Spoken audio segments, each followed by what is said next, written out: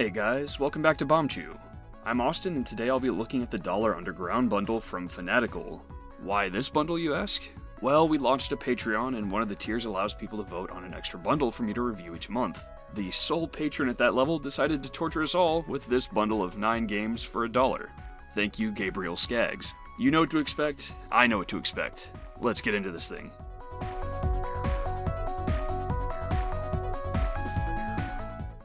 Bruise is a top-down zombie horde shooter game. As you probably know, these are a dime a dozen, but where Bruise stands out is its terrain formation mechanic. As you kill zombies, their dead bodies will become part of the ground, raising the terrain in that spot. As the stage morphs, you'll have to start looking for high ground advantages, or risk having your shots blocked by terrain that's higher than you.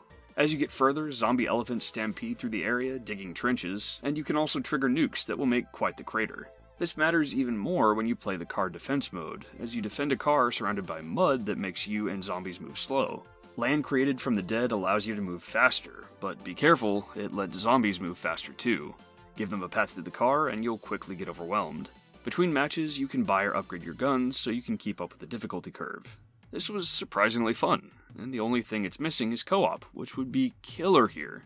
It's not a spectacular game, but for the cost, it's certainly interesting and stands out in the genre.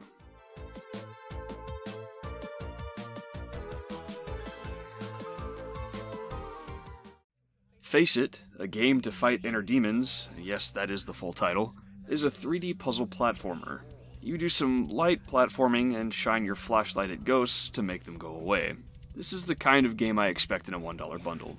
Bad graphics, text everywhere, grid-based controls to where if you walk forward a bit and stop, you'll get sucked back to the previous square, janky animations that make the game really hard to look at, and the game simultaneously tries to have a message and make fun of indie games that try to have a message, failing at both. The text is dumb, the gameplay sucks, and it's not pretty to look at. But hey, it's got Steam trading cards, so at least you get a few pennies back.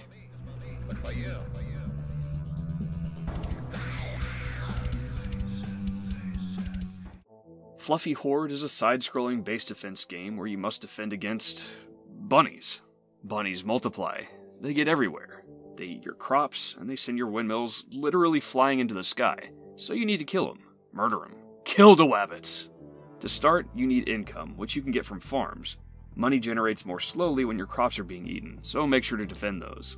You can also train soldiers, the basic defense for rabbits. Soldiers can be upgraded for gold to become stronger, but there are other creative ways to kill bunnies, like flinging them into a pit with a drawbridge, or blowing them away with a fan. The levels all have different goals and strategies, but no matter what, if you let the bunnies multiply too much, you'll lose instantly. The interface works well, and there's lots of details and animations and little touches. And it's a pretty clever game. I wouldn't be surprised to see this in a proper Humble Monthly bundle. It even has multiplayer, where you get to send bunnies to wreak havoc on your enemy's base while defending your own. And there are some clever powers, like this bunny portal, which you can use to send bunnies back to your enemy if you can predict where they'll try to drop them. I was really pleased with this one, and I still have a ton of levels to explore.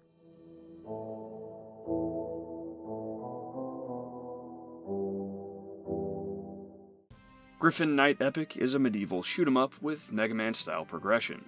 You're a knight who rides a griffin, and your job is to shoot enemies and free your friends from evil versions of themselves. The first thing that sets this game apart is that you have a dedicated button to changing the direction you're facing, which is a godsend for games like this. Not only can you attack enemies who come at you from behind, you can also freely explore parts of the level you've already been through in case you missed any secrets. And secrets are pretty solid in this game. This one I found lets me take underwater paths, which I bet are hiding even more secrets. Halfway through the stage, you'll fight a mid-boss, and at the end of the stage, you'll fight one of your friends. Once you free them, they'll grant you their power to use, Mega Man style. Outside of levels, you can spend money to upgrade your spells, or buy squires, which basically serve as assist ships.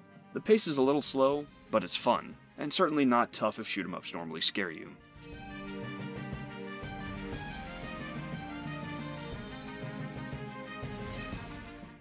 Soul Gambler is a narrative adventure game that has you exchanging portions of your soul for wishes. Right from the get-go, this is far from a technical marvel. The game plays in a 4:3 aspect ratio, and the music doesn't loop properly. That being said, the art is decent, and the concept and choices are pretty interesting. You work a boring job and have a boring life, and one day you get the opportunity to join a pact that gives you the power to wish for things in exchange for pieces of your soul. You can make the bus arrive faster at your stop for 1% of your soul, or you can make yourself able to convince most people to do whatever you want for 10%. Want your soulmate to be instantly yours? A measly 15%. You have to decide what's worth it and what isn't. I haven't figured out what happens when you lose all of your soul, but using some of it to boost some of my stats allowed me to work my way through situations without having to lose more of my soul, so you can make your choices strategically. I'd say this one is worth trying for the concept alone.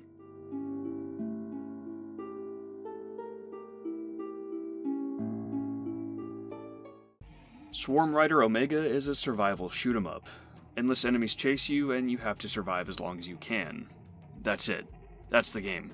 The longer you live, the higher your rank, with the highest rank being at 250 seconds. The art is nothing special, there's hardly a menu, shooting enemies fills the screen with a terrible smoke texture so you can't see the other enemies, and every once in a while your weapon spazzes out for a second, usually when there are no enemies on screen for it to matter. Pass.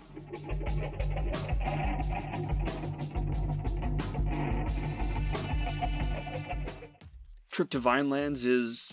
Hey, this title screen looks familiar.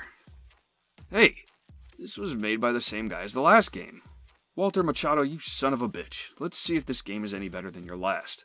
So the game starts very suddenly, and the level's closing in on you. You need to make your way to the edge of the screen. Touch anything and you die. The goal seems to be to make it through 99 levels.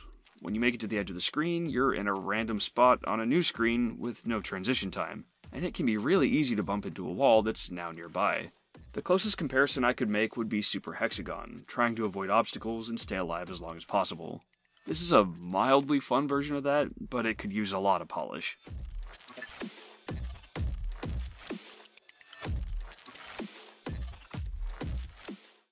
UBERSMOSH Black and UBERSMOSH WRAITH are the second and fourth entries in the UBERSMOSH series from, you guessed it, Walter Machado. You have a sword which can slice bullets, and you can pick up enemy guns. Get as many kills as possible before you die. That's both of these games. Differences I noticed. The sword color changes from purple to yellow in WRAITH. UBERSMOSH Black has level boundaries, which just end the level early if you walk past them as far as I can tell. WRAITH seems to have an endless level, but is also totally barren. Much like in SWARMRIDER, your weapon spazzes out every now and then, even using the same animation, and there's a new enemy. A swarm of pink squares. Spooky. Just like the others, these two are wildly simplistic and are in need of a lot of polish.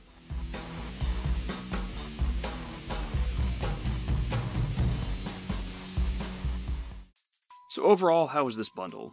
Getting 9 games for $1, I expected a pile of shit, and more than half the games were exactly what I expected. That said, it's always nice to find little hidden gems in bundles like this, and there were a few games that were surprisingly good, just relatively unknown. For those few games, I'd say this was worth the gamble of $1. If any of these piqued your interest, as of making this video, there are still about 7 days left to get this bundle. There's a link down below, and I am not getting paid to pitch this is just for informational purposes. A big thank you to Gabriel Skaggs and all of our Patreon supporters who made this possible. Thanks for watching, and I'll see you next week for the Humble Monthly Bundle.